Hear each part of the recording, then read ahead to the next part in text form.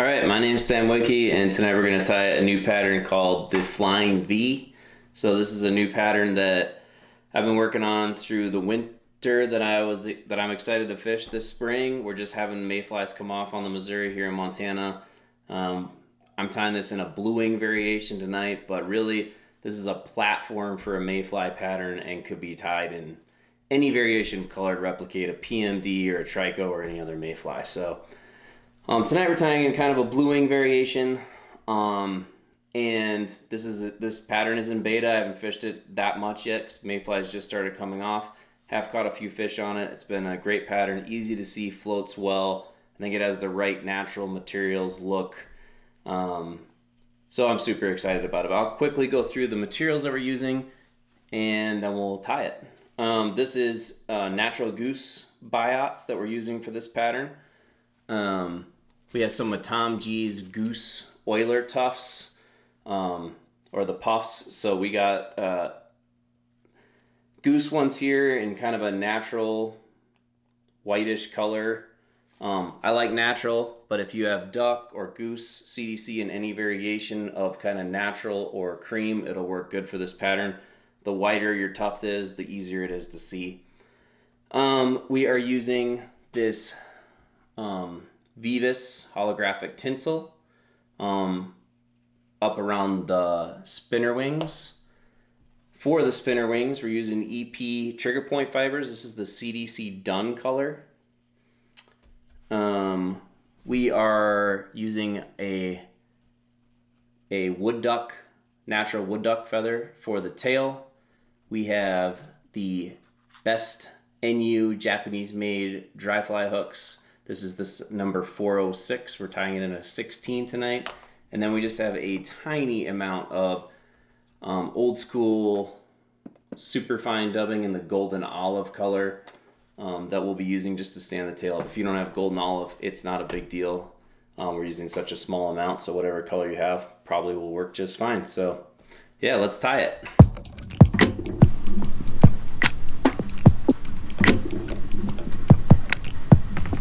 All right, so let's get started. Started with the brown 12-aught nano silk.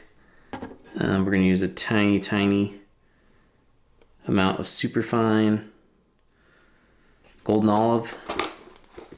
Doesn't really matter what color you use that much probably, because we're using such a small amount just to stand up the tail feathers. Nice thing about superfine dubbing, you can make you don't got to put in a dubbing loop or anything like that. It goes onto the thread really easily, and really easy to make a thin body with. So that's it. That's all we want, just that tiny amount. And then we are going to put some wood duck feathers on here. So this is 3 wood duck fibers there. And you want the tail to be about the same width, at the same length as the shank of the hook. So a little shorter than that. Maybe about like that.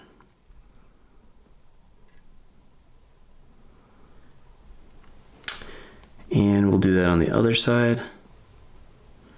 We got 3 more there.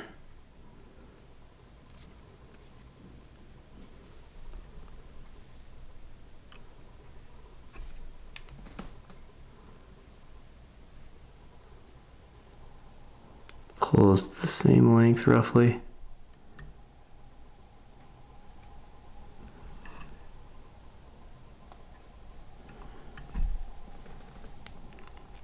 And just to make sure they stay split, I throw one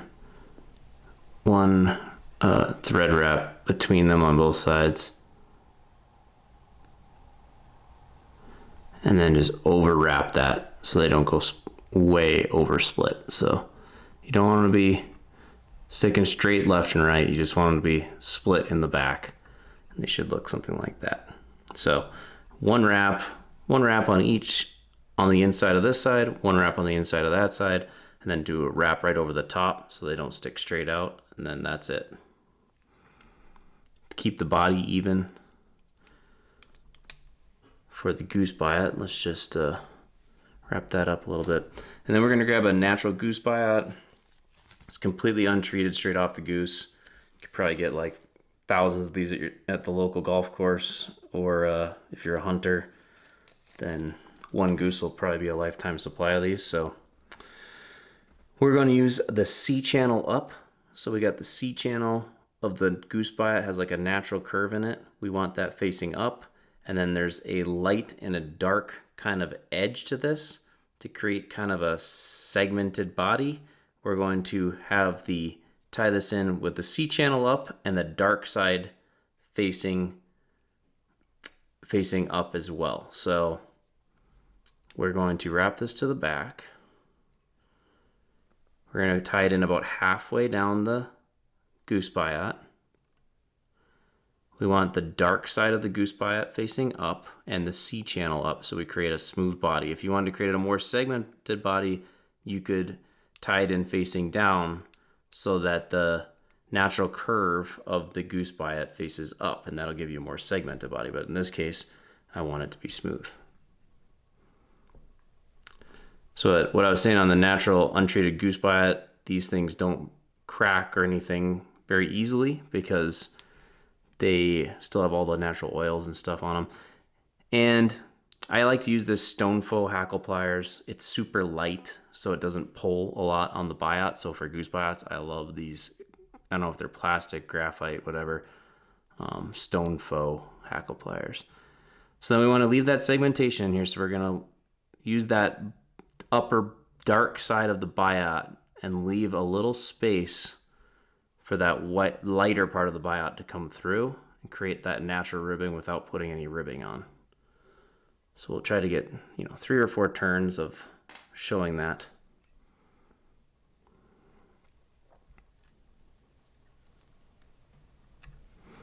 Okay.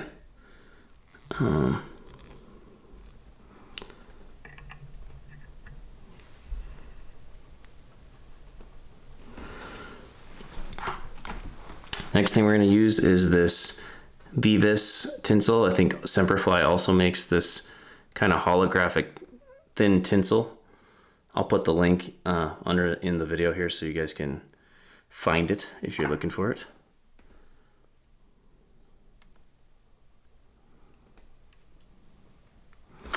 And we're gonna wrap that right till about there. The next step, we're gonna put our spinner wing, and we want to be able to do 2 or 3 wraps of this before to the spinner wing so that you can see it well from underneath the fly. For the spinner wing, we're going to use EP trigger point fibers. These are, it's kind of hard to explain how much, but what I've been saying is just probably a little bit more than the density of your average CDC tuft, if that makes sense at all.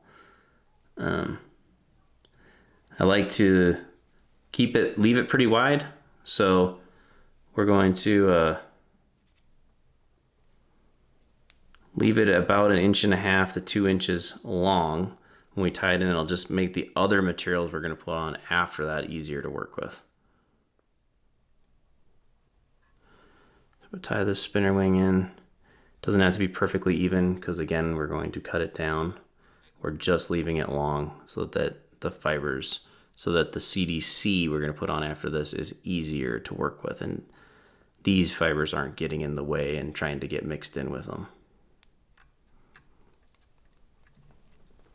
Okay, so we got our spinner wing on.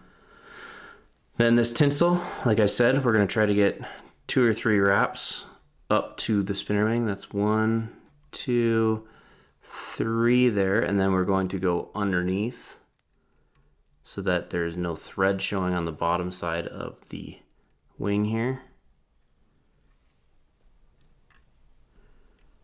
And then we can tie it off right after the wing. So right after the spinner wing, we can tie that tinsel off. And see, that's the nice thing about having these long, we can just easily pull that back, get it out of the way.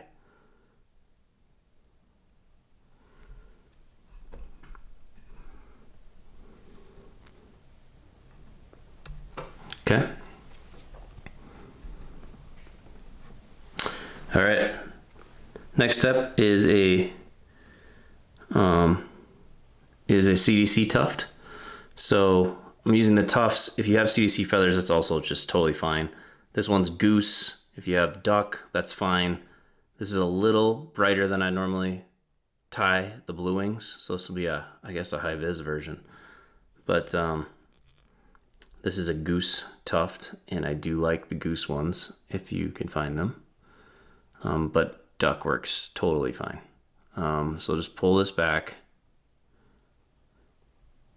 to however big you want that kind of post wing to be.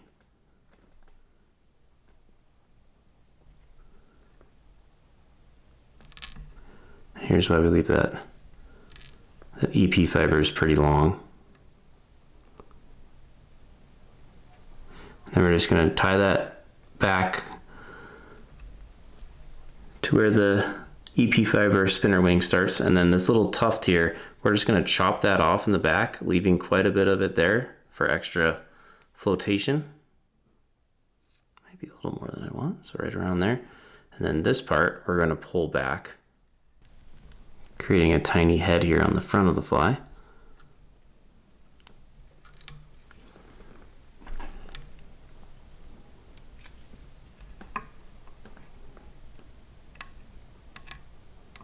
And we'll whip finish it.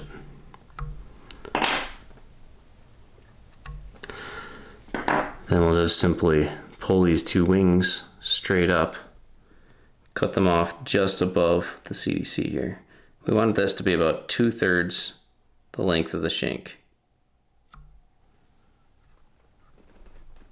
And then you can just kind of take your finger and put all those fibers together. You just want to all mix, because obviously the natural blue wing's wing is a little bit lighter actually than this EP trigger point fibers. And we want some of that CDC to just kind of shine through, but the majority of it to be for visibility on top.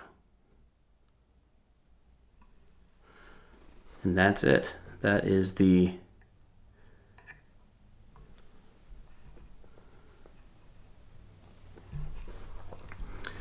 Flying V. Hope you give it a try. Thanks for watching.